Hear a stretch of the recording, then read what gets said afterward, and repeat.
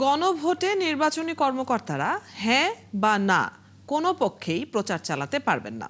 মঙ্গলবার নিয়মিত ব্রিফিংয়ে সতর্ক করেন নির্বাচন কমিশনার আনোয়ারুল ইসলাম। তিনি বলেন, প্রচার দেখে বোঝা যাচ্ছে দলগুলোর ইসির প্রতি আস্থাশীলতা। কমিশনের প্রত্যাশা, ভোটাররাও ভয়হীনভাবে কেন্দ্রে আসবেন। ফারজানা আক্তারের প্রতিবেদন। ত্রয়োদশ জাতীয় সংসদ নির্বাচনকে সামনে রেখে সারা দেশে চলছে নির্বাচনী গণসংযোগ। আচরণবিধি লঙ্ঘনের দায়ে এখন পর্যন্ত 128 আসনে 94টি মামলা করেছে নির্বাচন কমিশন। ইসি বলছে, সার্বিক পরিস্থিতি বিবেচনায় পরিবর্তন হতে পারে আচরণবিধিতে। এদিন গণমাধ্যমের মুখোমুখি হয়ে কমিশনার আনোয়ারুল ইসলাম জানান, আইন অনুযায়ী গণভোটে নির্বাচনী কর্মকর্তারা কোনো পক্ষ নিতে পারবেন না। গণভোটের বিষয়ে আমাদের বক্তব্য হচ্ছে, গণভোটের জন্য আমরা উদ্বুদ্ধ করছি।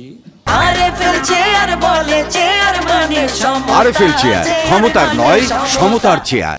নির্বাচনী কাজে দায়িত্বে যারা থাকবেন তারা আইনগতভাবে কোনো পক্ষে কাজ করবেন না। এটি নির্বাচন দায়িত্বে returning officer, assistant returning officer এবং অন্যান্য যারা নির্বাচনী দায়িত্ব পালন করবেন তারা গণভোটের প্রচার করবে, বাট পক্ষে বিপক্ষে যাবে না। তিনি আরো বলেন, ইসির বিশ্বাস, শতভাগ আস্থার সাথে জনগণ এই নির্বাচনে অংশ নেবে। নির্বাচন কমিশন মনে করে অতীতের অনেক নির্বাচনের চেয়ে এবারের নির্বাচনের মাঠের পরিবেশ অত্যন্ত চমৎকার। আমরা তো মনে করি যে শতভাগ আস্থার সাথে জনগণ এই নির্বাচনে অংশগ্রহণ করছে, রাজনৈতিক দলগুলো অংশ নিচ্ছে এবং একটা উৎসবমুখর পরিবেশ, মাঠে ঘাটে নির্বাচনে প্রচারণা চলছে। এগুলো তো আস্থারই বহিঃপ্রকাশ।